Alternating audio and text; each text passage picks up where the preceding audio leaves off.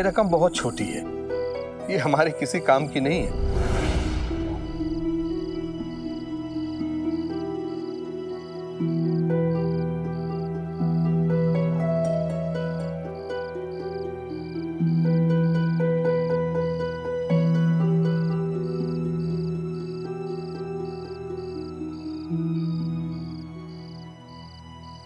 क्या हुआ लक्ष्मी?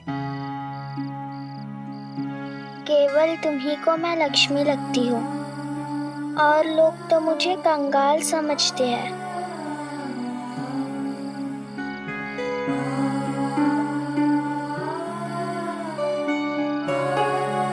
वो गुरुजी है, वो कह रहे थे कि वो द्वारका माई को भव्य बना देंगे। द्वारका माई में रसोई होगी, बैठक होगा, स्नान गृह होगा, प्रवेश द्वार होगा और बहुत बड़ा दरवाजा होगा। वो लोग जो तुम्हें कुछ दिन पहले से जानते हैं, वो लोग द्वारका माई को बनवा सकते हैं, पर मैं नहीं, क्योंकि मेरे ये 2 आने को कोई भी मोल नहीं है। अब गुस्सा ही करती रहेगी या टोकरियां बनाने में मेरी मदद भी करेगी? मुझे अपने पौधों के लिए गोदावरी से मिट्टी लानी है, और अगर टूटी टोकरियों में मिट्टी लाऊंगा तो सारी मिट्टी रास्ते में ही गिर जाएगी। मेहनत तो लगेगी, लेकिन उसका कोई परिणाम नहीं निकलेगा और मेरे पौधे बिना मिट्टी के रह नहीं पाएंगे। मैंने मदद करने से कब मना किया तुम्हें? देवी दासी द्वारका माई को कितना भी भव्य बना दे, लेकिन मेरे जैसे टोकरी कोई नहीं बना सकता।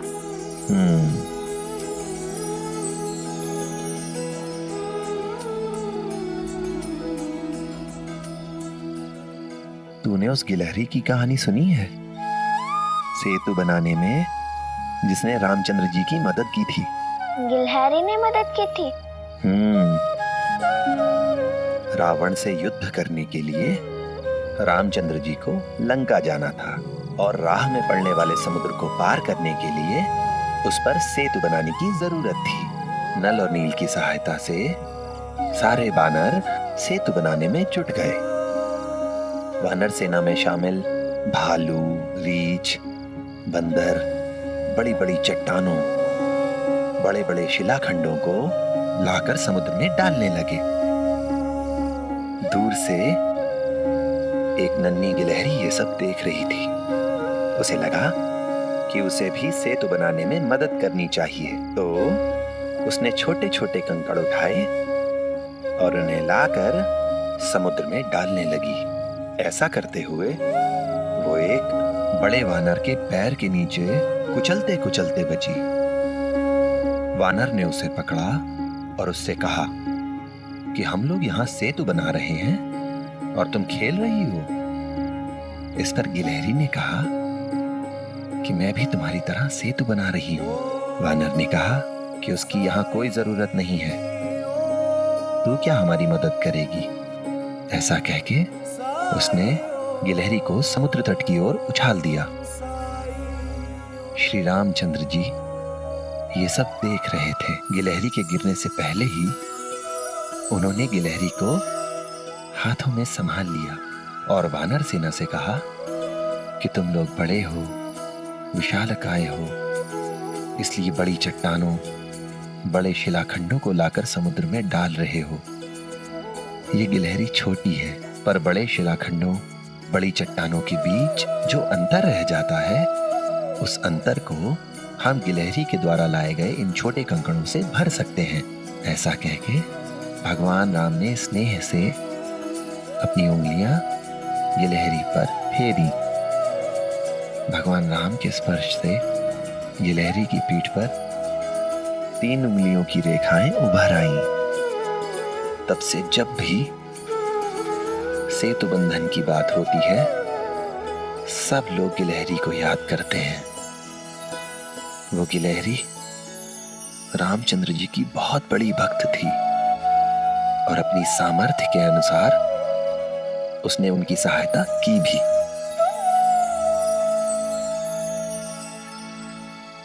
मतलब मेरे 2 आने भी उतने ही महत्वपूर्ण है जितने गुरुजी के हजारों पैसे, है ना साई? हाँ लक्ष्मी।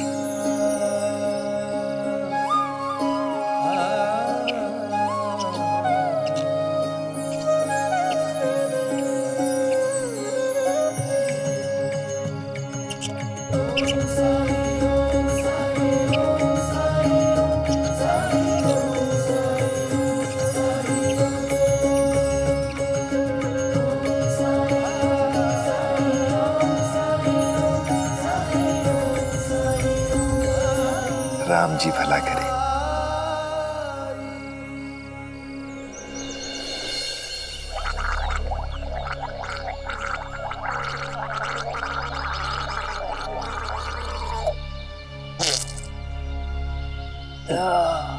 आराम मिला सरकार? रेप लेके आओ। हाँ? अरे रेप लेके आओ। सेव सेव चाहिए आपको? लेके आओ।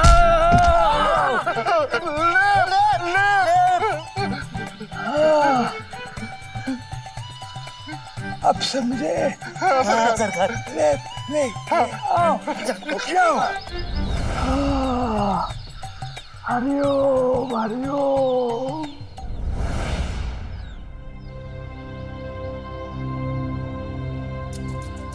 सरकार, ये मालेगांव के जमींदार साहब है, आपसे इलाज करवाने आए हैं।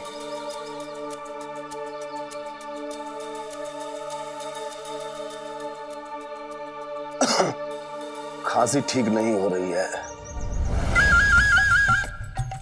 बहुत इलाज करवाया और हकीम वैद्य को भी दिखाया, लेकिन कोई फायदा नहीं हुआ।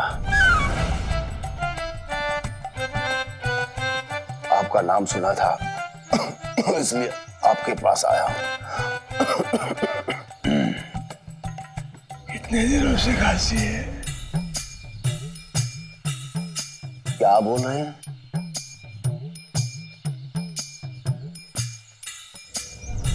इसका मतलब ये है, तो हम क्या करें?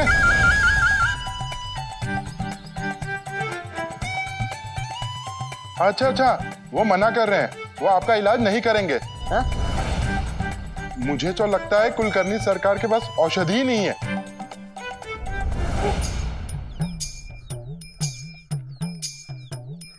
लेकिन आप बोल क्यों नहीं रहे हैं? मुझे भी बहुत खांसी है, पीड़ा होती है, बोलने में दर्द होता है गले। छोड़ो।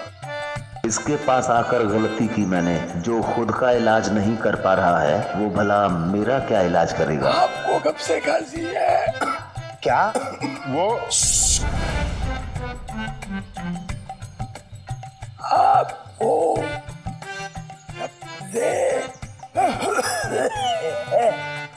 अच्छा, खांसी 10 दिन से है। हाँ। हरिओम।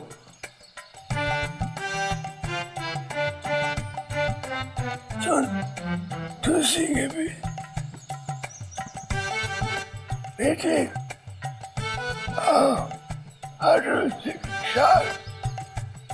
तुलसी के पास जा।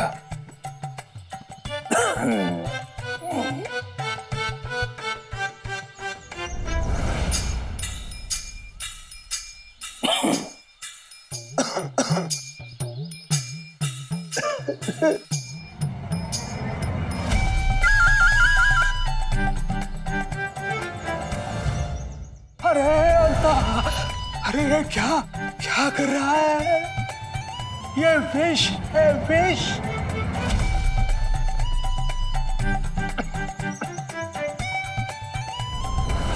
आप पता था तुलसी के बीज? यहाँ तो अच्छा भला आदमी बीमार हो जाएगा, बेमौत मारा जाएगा। यहाँ से तो भागने में ही भलाई है। अरे रुकिए, औषधि तो लेके जाइए।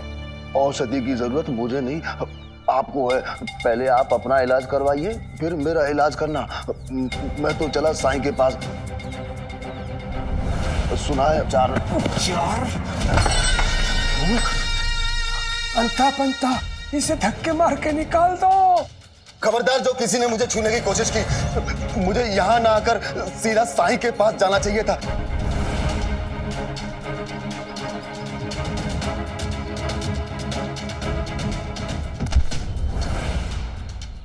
काढ़ा लाओ।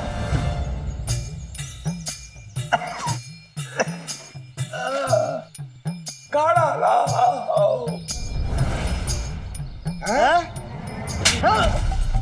अच्छा, काढ़ा। लाता हूँ। हरिओम हरिओम हरिओम।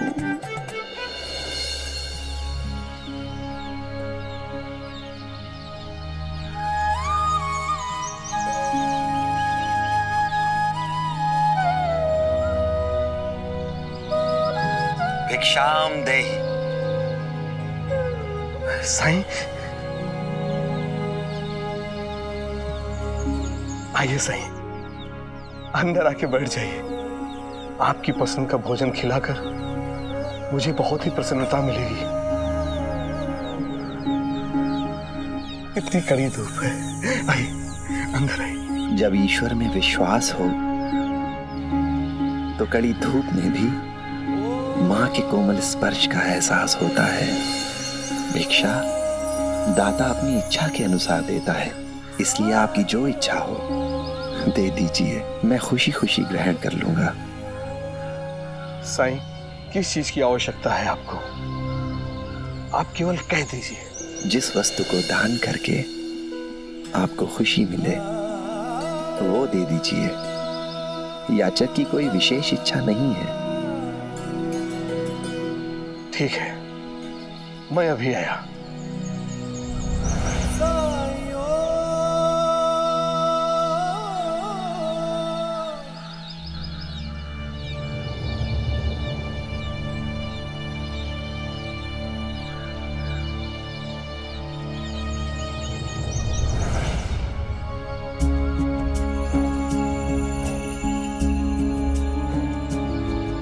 साईं, ये इस पात्र में नहीं आएगा। इसे मैं द्वारकामाई में भिजवा दूंगा। दान वही जो भिक्षुक को द्वार पर दिया जाए। आपको जो देना है इसी पात्र में दे दीजिए।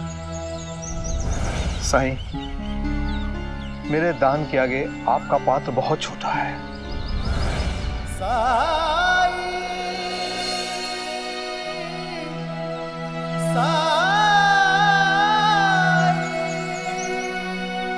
मेरी इस झोली को भर दें। मैं आपको मना नहीं कर सकता, पर इतना वादा अवश्य करता हूं कि मैं आपकी ये झोली भर दूंगा। फिर उसके बाद आपको कहीं भी भिक्षा मांगने की आवश्यकता नहीं पड़ेगी। अल्लाह मालिक।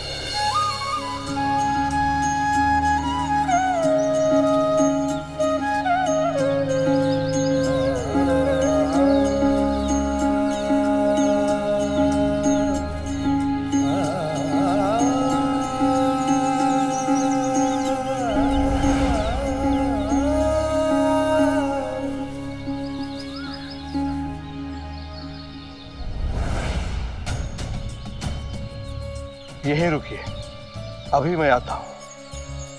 आज आपकी झोली में भर दूंगा।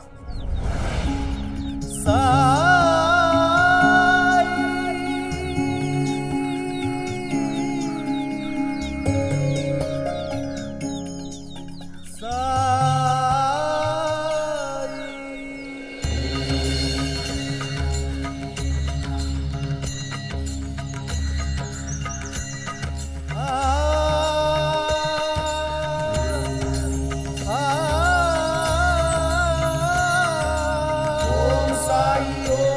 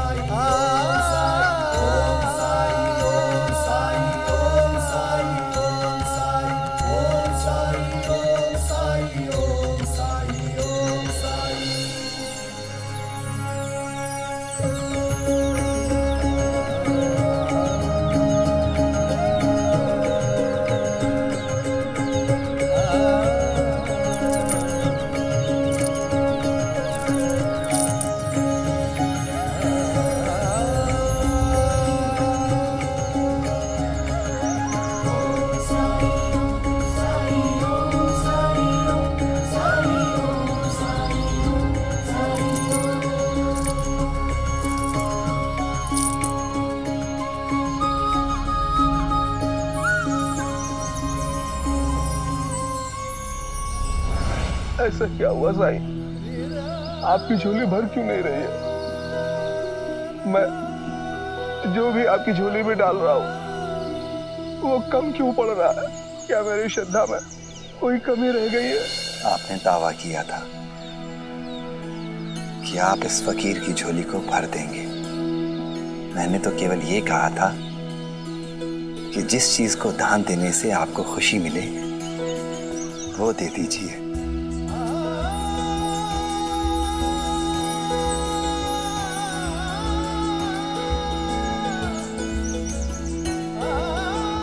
साईं, मैं तो इतना समझ गया हूं कि मैं कुछ भी कर लूं, कितना भी दान दे दूं, पर ये झोली भरने वाली नहीं है। जीवन रूपी पात्र सिर्फ एक चीज से भर सकता है। वो चीज ऐसी है, उसे जितना बांटो उतना ही बढ़ती जाती है। जानते हैं वो क्या है? वो है प्रेम। बिना किसी स्वार्थ के प्रेम, बिना किसी शर्त के प्रेम। और जब जब ये प्रेम संसार में बांटा जाता है, मेरा भिक्षा पात्र अपने आप भर जाता है। अभी तक जो मैं कर रहा था उसमें केवल मेरा अहंकार था। आपने मेरे अहंकार को पल भर में चूर चूर कर दिया। आपने एहसास करा दिया कि मैं जीवन के मूल सिद्धांत को समझता ही नहीं। आपने ये भी एहसास करा दिया कि मैं पढ़ लिख कर भी अज्ञानी हूं। मेरा ज्ञान ही मेरा अहंकार और मेरा अंधकार बन गया था साईं।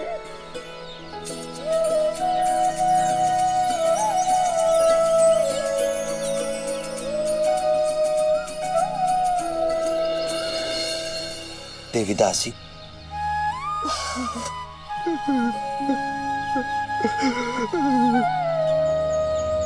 धन वो जो सबके काम आए।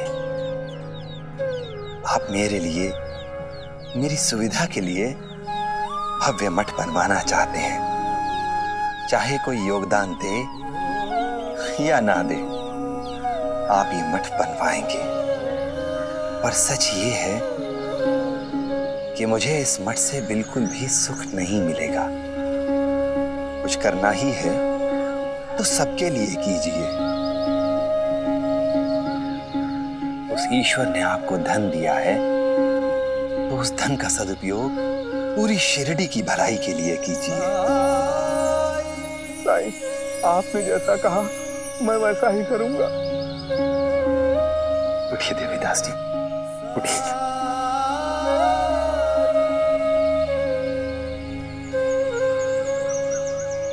तो इस शुभ कार्य के लिए मेरी ओर से मेरा योगदान।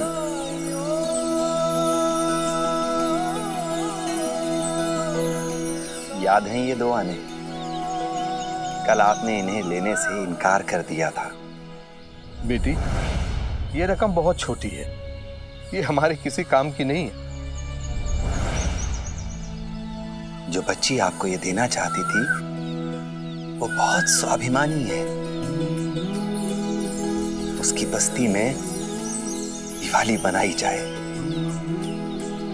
इसके लिए उसने दिन रात एक कर दिया। घूम घूम कर उपले बेचे पर अपने सपने को साकार किया। कल भी वो अपनी पूरी कमाई ये दुआने आपको देना चाहती थी। ये 2 आने से क्या होगा साईं? बूंद बूंद से घड़ा भरता है देवीदास जी। ये 2 आने मेरी झोली में डाल कर देखिए, क्या पता घड़ा भर जाए।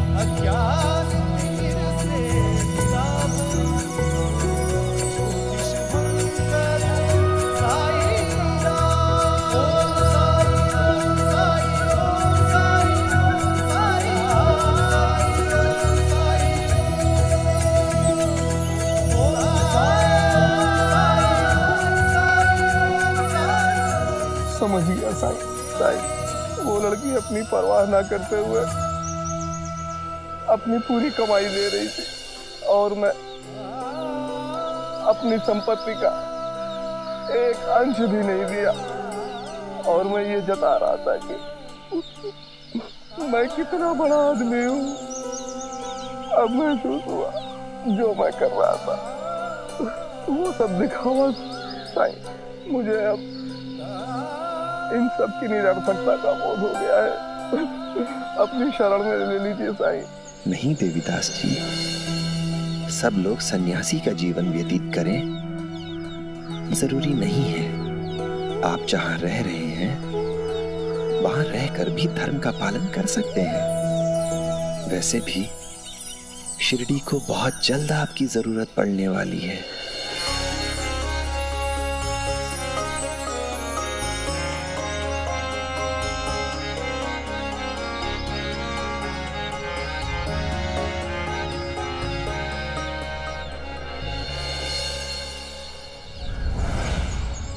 सबको अपने रास्ते खुद ही तलाशने होते हैं।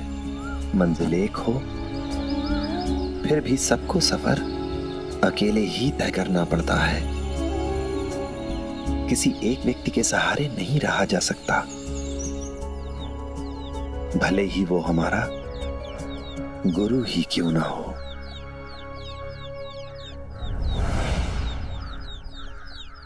अल्लाह मालिक।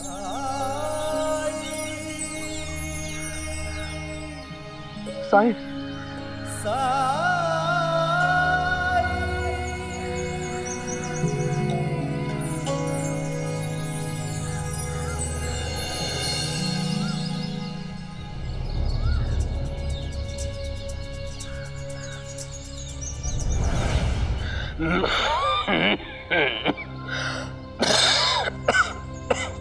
लीजिए।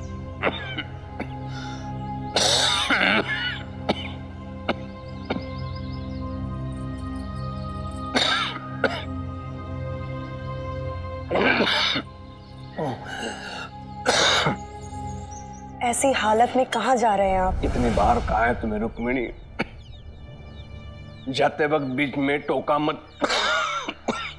आपकी तबीयत ठीक नहीं है इसीलिए पूछ रही हूँ। क्यों प्रश्न कर रही है रुक्मिणी? क्या चाहती है?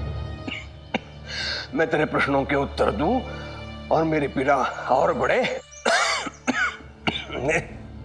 बता इसे। सरकार को काम के सिलसिले में अहमदनगर जाना है। एक अंग्रेज अधिकारी से काम है सरकार को। इस हालत में गांव से बाहर जाना ठीक नहीं रहेगा। आप पहले किसी वैद्य को दिखा लीजिए, उसके बाद कहीं जाने की सोचिएगा।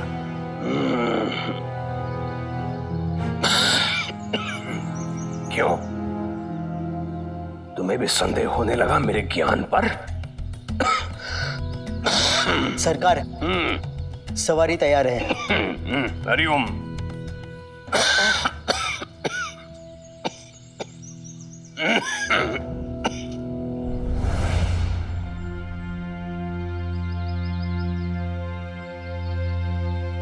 तब बीमार मैंने इन्हें कभी नहीं देखा। पता नहीं क्यों डर सा लग रहा है मुझे। हे भगवान, इनकी रक्षा करना।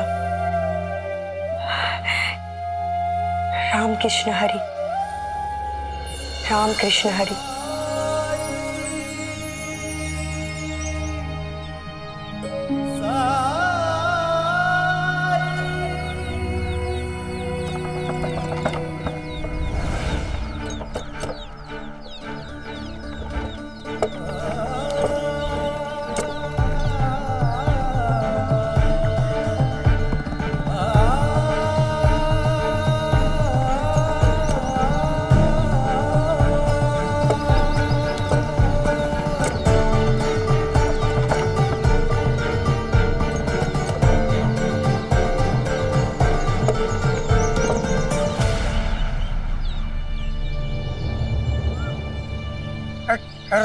चल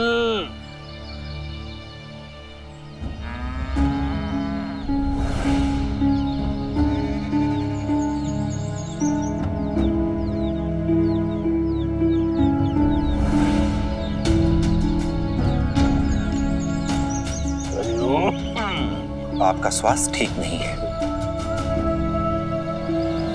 और इस दोपहर में यात्रा करने से आपका स्वास्थ्य और भी खराब हो जाएगा।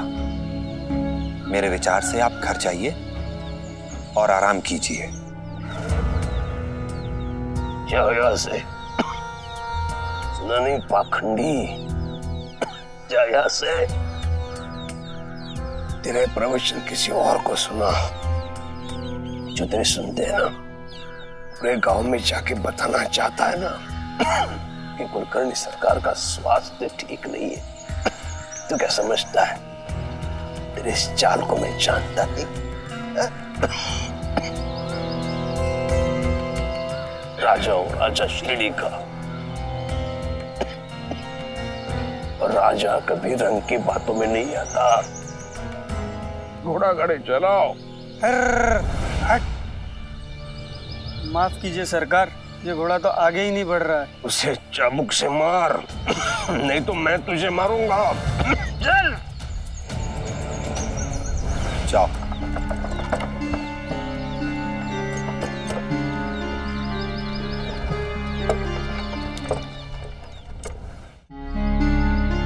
क्या आप मुझे निकाल रहे हैं यहाँ से? मेरी सेवा में कोई कमी रह गई? नहीं दामोदर, मैं तुम्हें निकाल नहीं रहा हूं, बल्कि तुम्हें मुक्त कर रहा हूं, जिससे तुम नया मार्ग ढूंढ सको। आज मैंने साइंस से जाना कि मुझ में गुरु बनने की योग्यता नहीं है, तो भला मैं तुम्हें अपना शिष्य कैसे बना सकता हूं? 13 साल का काम है, तब से आपके साथ हूं। पिता तुल्य है आप मेरे, गुरु है आप मेरे। आप भी मुझे छोड़ देंगे तो क्या करूंगा मैं? देख बेटा, मेरे पास जितनी भी वैदिक विद्याएं थी, जितना भी ज्ञान था, सब मैंने तुम्हें दे दिया। पर अब मैं स्वयं श्रद्धा और सुबरी के मार्ग पे चल रहा हूं, तो तुम्हें रास्ता कैसे दिखाऊंगा? इसलिए मेरी अंतरात्मा मुझे इजाजत नहीं देती। आप कुछ भी कहें, मैं आपको छोड़कर कहीं नहीं जाऊंगा। आप ही मेरा परिवार है और परिवार को छोड़कर कोई नहीं जाता है।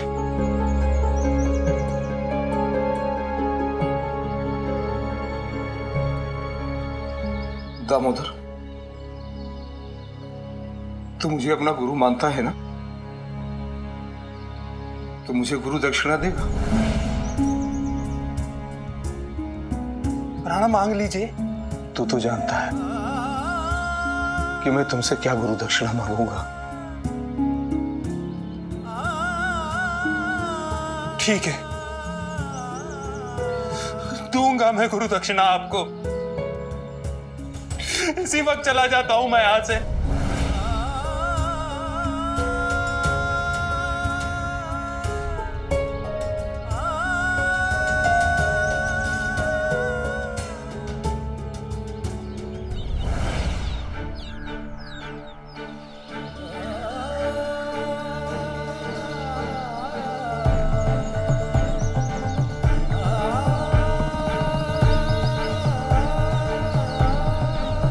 दामोदर का मार्गदर्शन करना सही।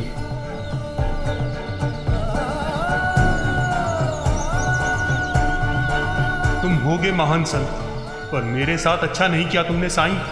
मेरे गुरु की सोच को प्रभावित करके तुमने मुझसे मेरा घर, मेरा परिवार, मेरा संसार छीन लिया।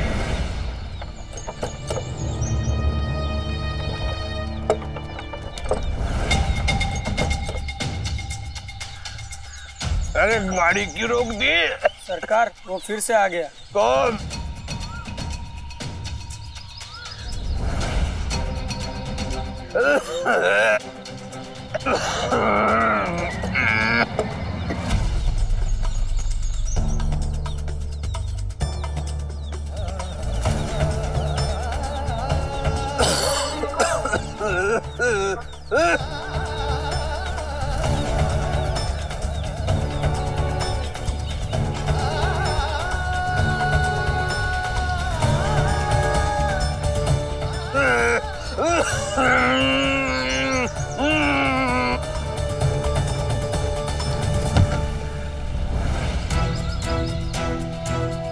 सरकार उठिए, सरकार सरकार उठिए, सरकार सरकार उठिए।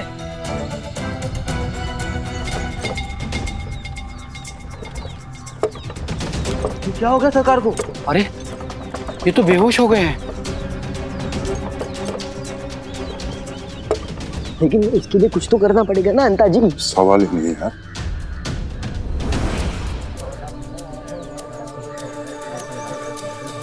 ये कुलकर्णी सरकार के वाड़े के बाहर इतनी भीड़ क्यों है? चलिए देखते हैं। चलो हटो हटो यहाँ से। हटो। कुलकर्णी सरकार। सरकार हटो हटो हटो। अरे चलो, काम धंधा नहीं है क्या तुम लोग को? जाते हो या मार के भगाऊं? चलो जाओ। चलो जाओ। सरकार सरकार सरकार सरकार सरकार सरकार वो क्या हो गया? अंता जी पहले अंदर ले चलते हैं। हाँ उठाइए अंता जी। अंता जी आहिस्ता।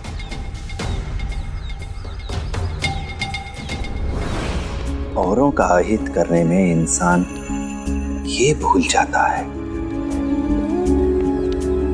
कि वो अपना भी तो अहित कर रहा है।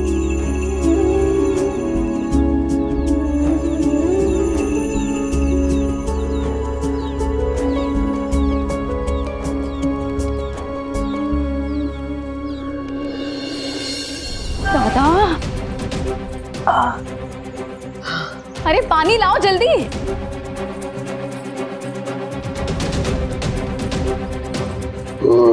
दादा दादा आराम से ये यहाँ। आप ठीक है? और क्या, ठीक हूं मैं। और ये विलाप क्यों हो रहा है? मरा नहीं हूं मैं, जिंदा हूं। अंता बनता औषधि में कोरफड़ा धतूरे की मात्रा बढ़ाओ। जाओ, ठीक हो जाऊंगा। जी सरकार। सोचो आराम से दादा।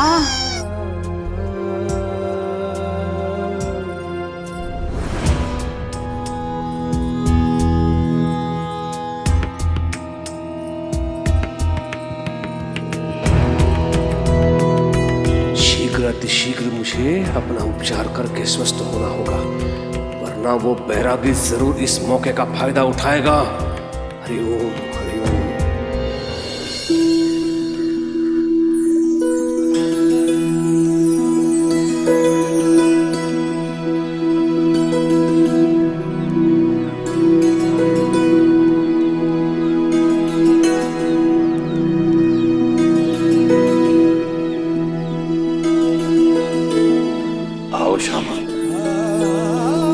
आज अपने साथ इस नन्हे मेहमान को भी लाए हो।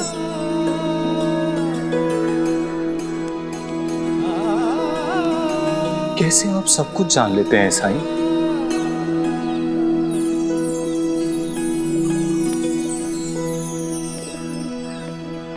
अपने आसपास थोड़ा ध्यान देने की जरूरत है। तुम कोशिश करो, तुम भी सीख जाओ।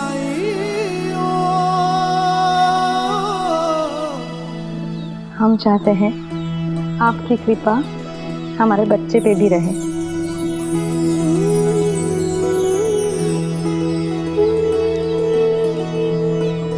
इसे आशीर्वाद दीजिए साईं।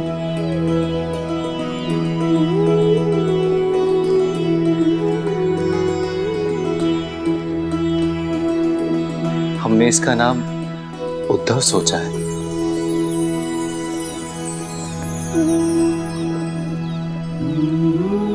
उद्धव बहुत अच्छा नाम है।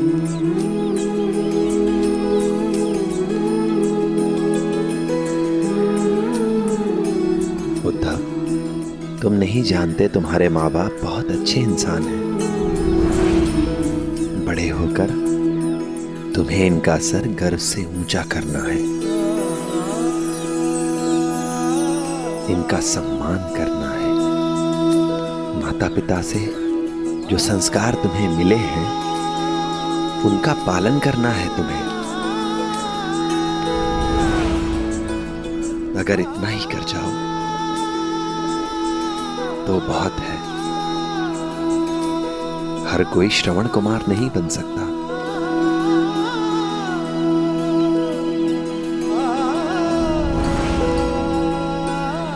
लेकिन माता पिता का सम्मान करो, उनके प्रति सेवा भाव रखो। ये इतना मुश्किल तो नहीं है।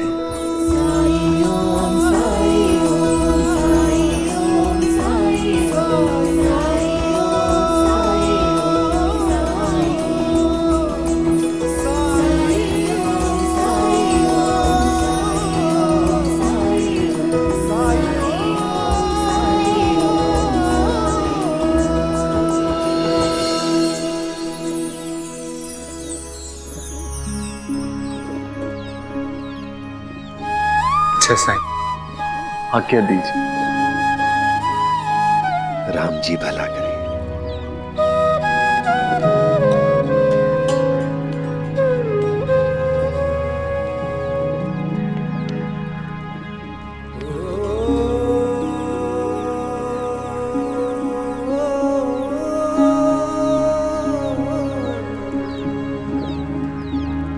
अंदर आओ दामोदर।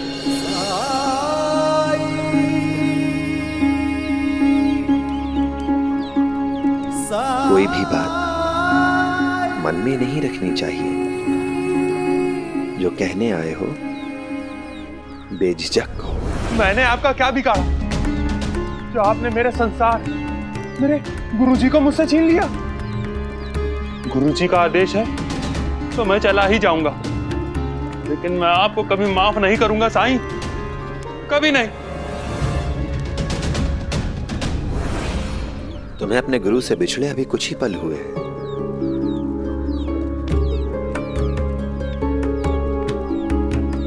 और तुम्हें इतना दुख हो रहा है, इतना तड़प रहे हो तुम।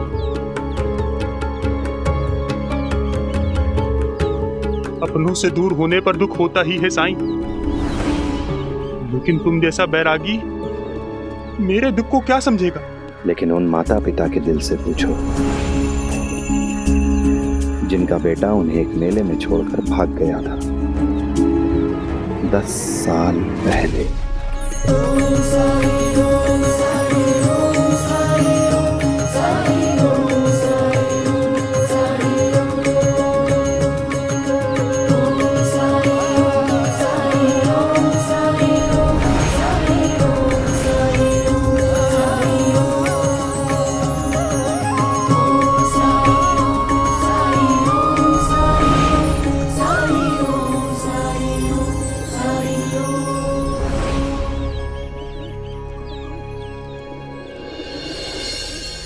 तुम्हें भगवान के दर्शन की चाह थी, इसलिए तुम आध्यात्म के मार्ग पर निकल पड़े।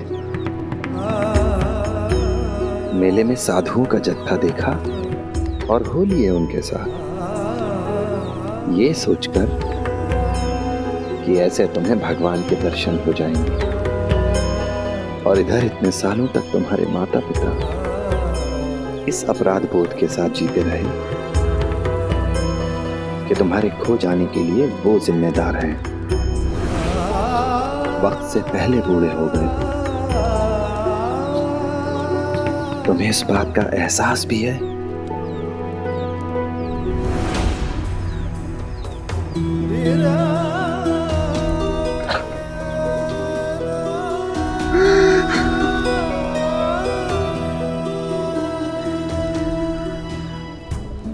इतने सालों से मैं यही सोचता रहा कि मैंने अपना घर छोड़कर सही किया। भगवान की तलाश में सही मार्ग चुना है मैंने। कभी ये नहीं सोचा कि अपने माता पिता को छोड़कर उन्हें कितना दुख पहुंचाया होगा। सच तो ये है कि मैं उन्हें भूल चुका था। अतीत को पीछे छोड़ दिया था मैंने।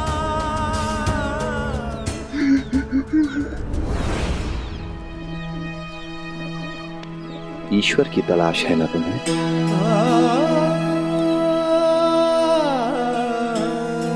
अपने माता पिता का परित्याग करके,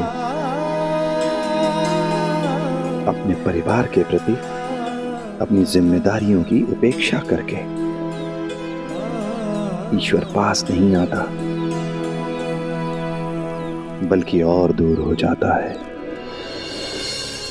ईश्वर सेवा में है, समर्पण में है,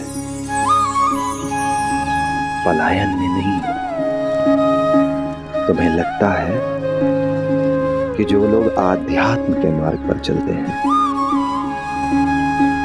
ईश्वर के बताए मार्ग पर चलते हैं, उनकी कोई जिम्मेदारी नहीं होती।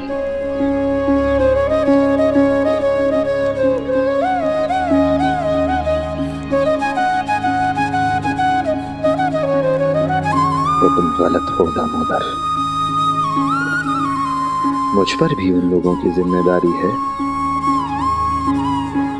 जो मुझसे प्रेम करते हैं। देवीदास जी का शिष्य होने के नाते तुम्हें अपने कर्तव्य का बोध है, तो एक बेटे के रूप में तुम अपनी जिम्मेदारी कैसे भूल सकते हो? आखिरी सांस तक वो तुम्हारे माता पिता हैं, आखिरी सांस तक वो तुमसे प्रेम करते रहेंगे, अपनी आखिरी सांस तक वो तुम्हारा इंतजार करेंगे। वो तुम्हें देखना चाहते हैं दामोदर, इसलिए भगवान से प्रार्थना करते हैं। तुम भगवान का दर्शन करना चाहते हो ना, तो जाओ जाओ उस भगवान को अपने माता पिता की खुशियों में ढूंढो, उनकी मुस्कान में ढूंढो, उनके सुख में ढूंढो। उस दर्शन के बाद तुम्हें किसी और दर्शन की जरूरत नहीं पड़ेगी।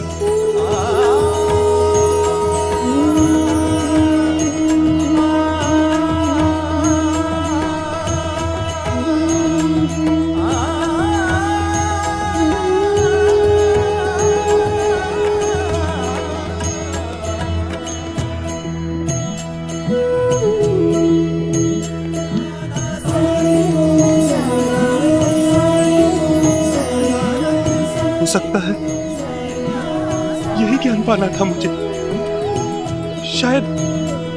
शायद इसलिए गुरुजी ने मुझे मुक्ति दी,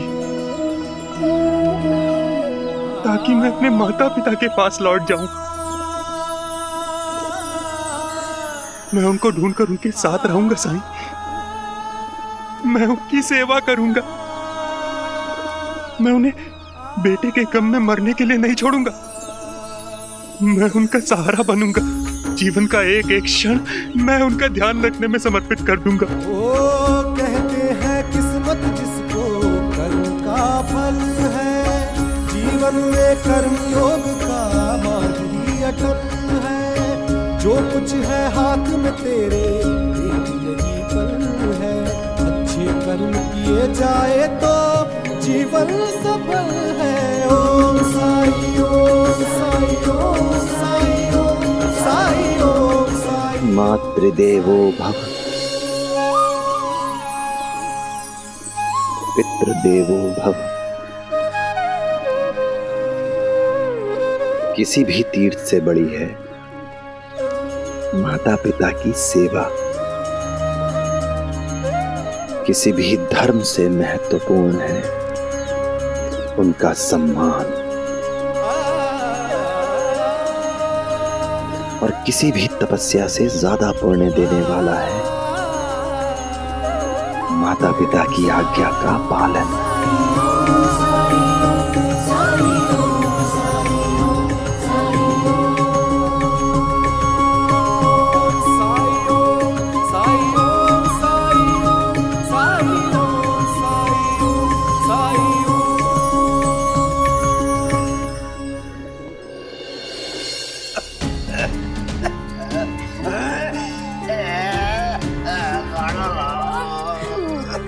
अरे काढ़ा लाओ, जाओ। अभी बना कर लाता हूँ सरकार। पानी,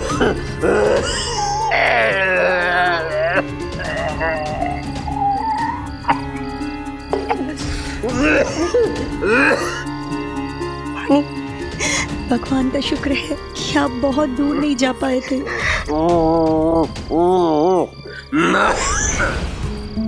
मुझे आपकी विद्या, आपके ज्ञान पर संदेह नहीं है, और अभी आप उस स्थिति में भी नहीं है कि अपनी औषधि खुद बना पाए।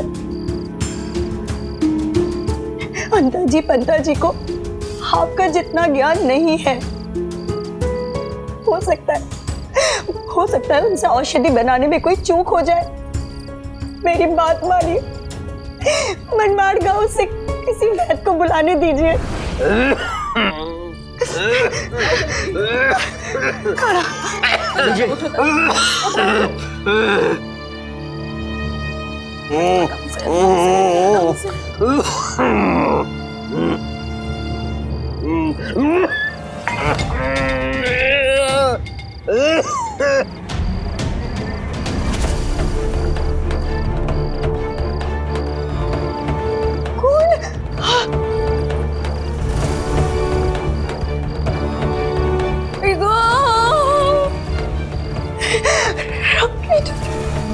रामकृष्ण,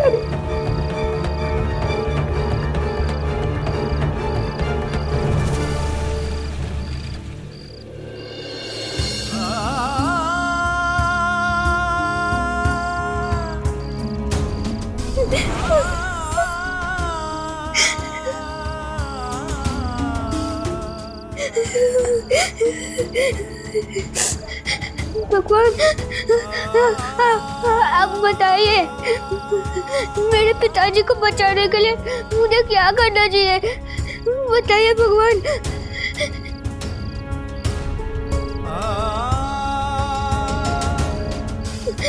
केवल एक ही व्यक्ति है जिसके पास मैं जा सकता हूँ, लेकिन पिताजी उनकी मदद नहीं लेंगे। इतनी रात में द्वारका में कैसे जाऊंगा, वो भी अकेले। जब जीवन में दुख का अंधियारा छाए, मन में सदा श्रद्धा की ज्योत जलाए, विश्वास मन का तुझको पार लगाए। मत रो मेरे बच्चे, भक्ति भावना शांत हो जाओ। से जो शीश झुका, अगर मदद की उम्मीद रखोगे, हिम्मत रखोगे, तो वो तुम तक जरूर पहुंच जाएगी। साई ओम, साई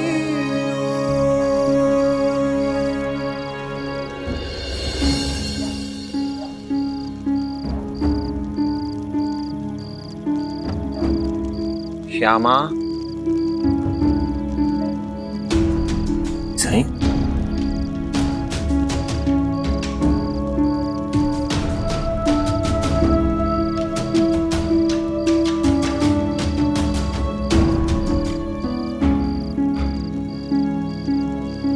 जी सही।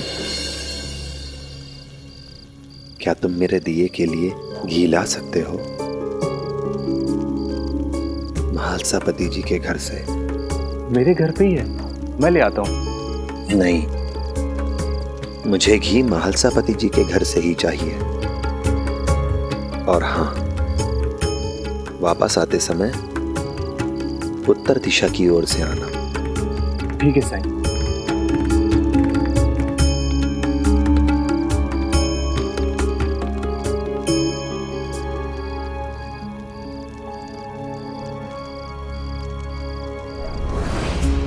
उत्तर दिशा से आने में और ज्यादा समय लगेगा।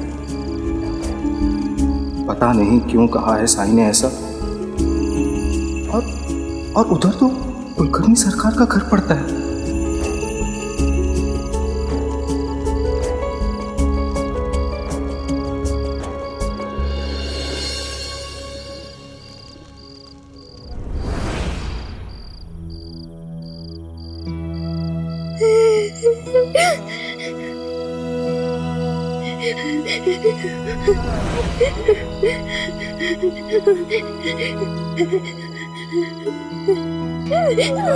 केशव,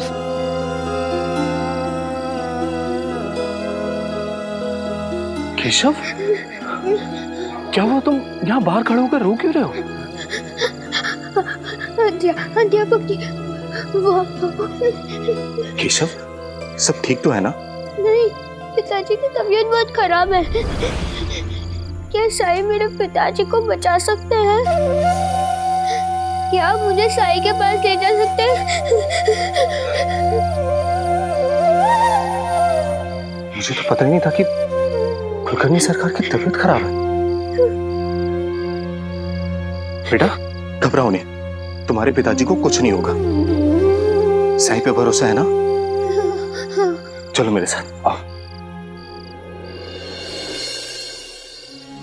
कुलकर्णी सरकार कितने किस्मत वाले हैं जिन्हें तुम जैसा अच्छा बेटा मिला है, जो उन्हें इतना प्यार करता है।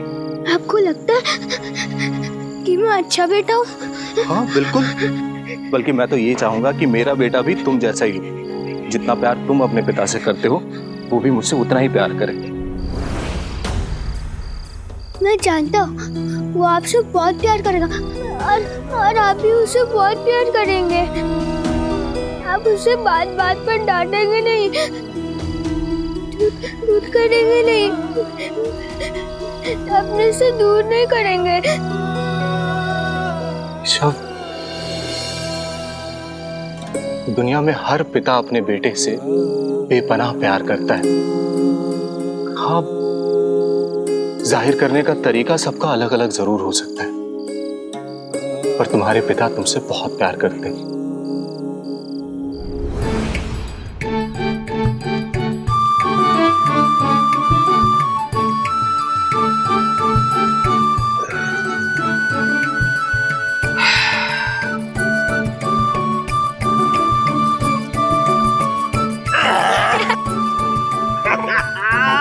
गुदगुदी करता है, मैं क्या जानता नहीं हूँ, शैतान कहीं का।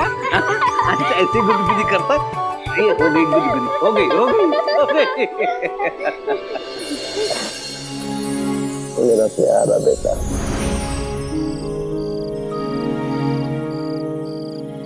चलो।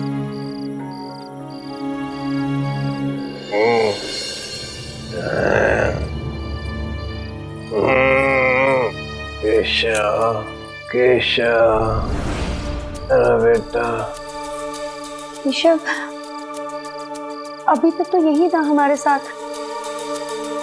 उसको हो सकता है नींद आ गई होगी, सोने चला गया होगा। सो गया? उठाओ उसे, बुला के लाओ। ऐसे कैसे सो गया? दादा की हालत देखो। वही समय के गांभीर्य को समझो। दादा अपने बेटे को देखना चाहते हैं। ऐसी हालत में तो सबने दादा के पास होना चाहिए, और बेटा ही नहीं है। बुलाओ।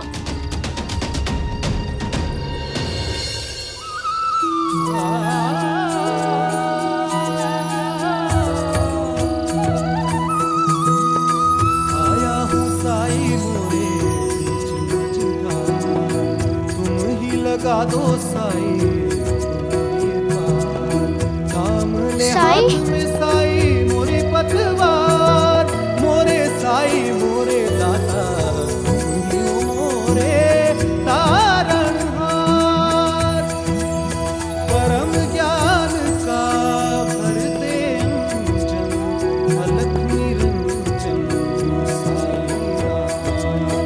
अज्ञान तिमिर से घिरा भयंकर, ज्योति शुभंकर साई।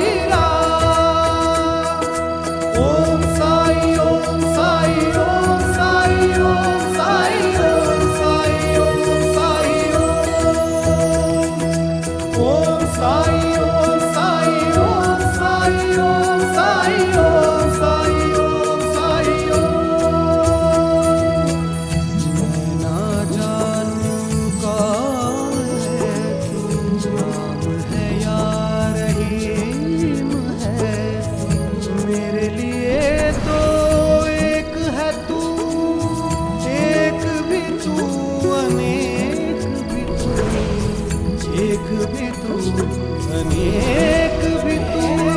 जन्म के पर्वत लांघ के आया तेरे दर में साई रे, कृपा दृष्टि से मिट जाएंगे तेरे लख 84 रे। भवसागर तर दे, घन दुख के हर दे, तुम कृपा सिंधु दे अमृत बिंदु।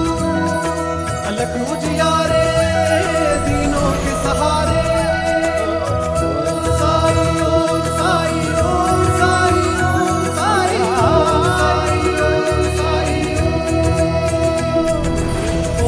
साई ओम साई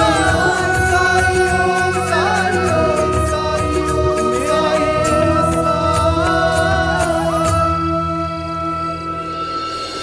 साई, मेरे पिताजी को बचा लीजिए।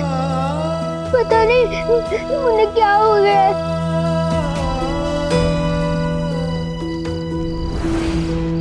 चिंता मत करो केशव, रो मत। मैं अपनी तरफ से कोई कोर कसर नहीं छोड़ूंगा।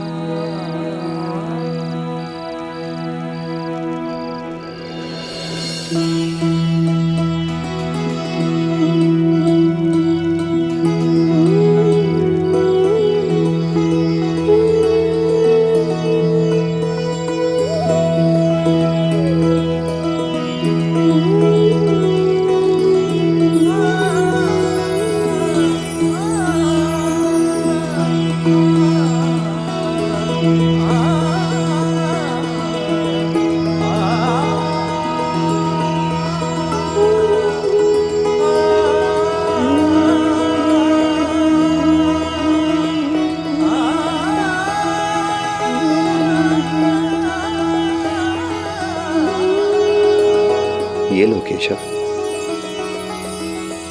तुम्हारे पिताजी जो भी दवाई या काढ़ा ले रहे हो, ये ऊदी उन्हें उसमें मिलाकर दे देना।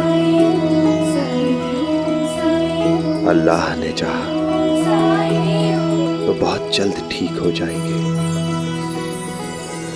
साई, ये जानते हो भी कि मेरे पिताजी आपसे कितनी घृणा करते हैं, फिर भी आप उनकी मदद कर रहे हैं। वो वही करते हैं जो वो कर सकते हैं, पर मैं तो वही कर सकता हूं जो मैं करता हूं। मेरा कोई शत्रु नहीं है, कोई विरोधी नहीं है केशव। एक बार पिताजी ठीक हो जाएंगे, फिर आपसे मिलने रोज आया करूंगा। आपका साथ फिर कभी नहीं छोड़ूंगा, मैं आपसे वादा करता हूँ। नहीं केशव, वादा मत करो, केवल कोशिश करो। क्योंकि जब हम कोई कोशिश करते हैं और किसी कारणवश वो पूरी नहीं हो पाती, तो हम कुछ ना कुछ सीख जरूर जाते हैं। लेकिन अगर हम वादा करें और वो पूरा ना हो, तो हमें दुख होता है। मुझे तुम्हारे वादे की जरूरत नहीं है केशव, बस मुझे आश्वस्त करो कि तुम मुझसे हमेशा जुड़े रहोगे। अब घर जाओ।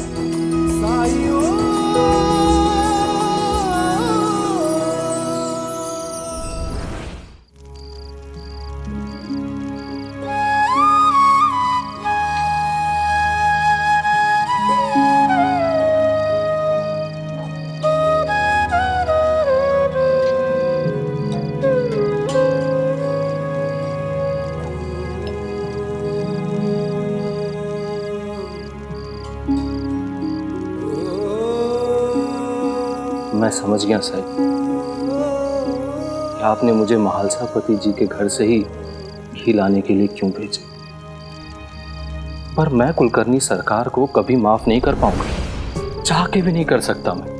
आप कैसे कर लेते हैं ये सब?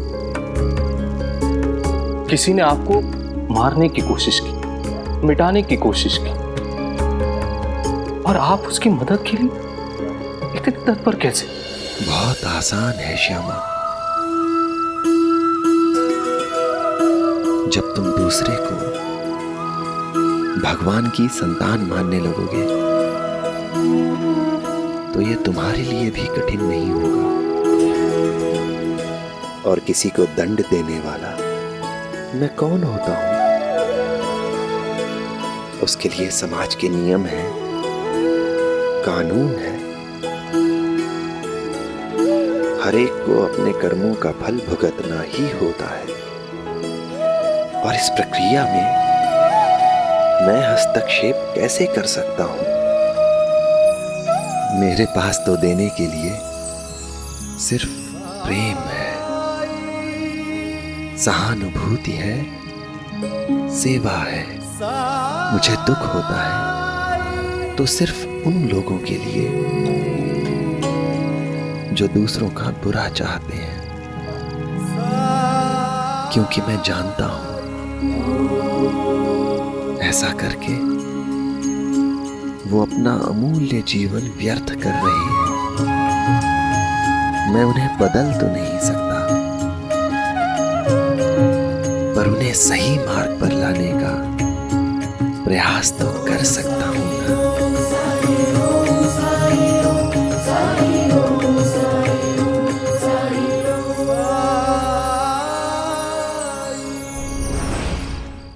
ऐसे और भी मजेदार वीडियो के लिए हमारे चैनल को लाइक, शेयर और सब्सक्राइब करें।